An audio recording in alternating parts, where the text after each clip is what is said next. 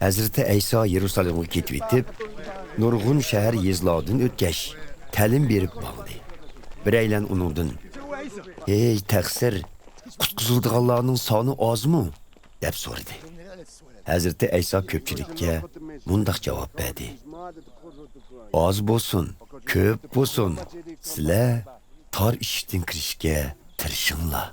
Chunki nurg'un kishilar bu ishdan kiray deysimu, kirolmaydi.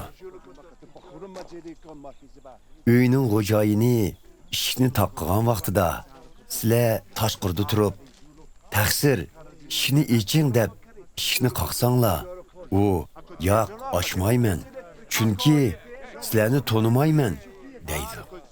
Sizlar, biz siz bilan hamdostxon bo'lgan, sizmi bizim ko'chalarimizda ta'lim bergan desanglar, u sizlarga yana bir qitim sizlarni tonimayman, ko'zimdan yo'qlinglar, ha yomonlik qilg'uvchilar deydi.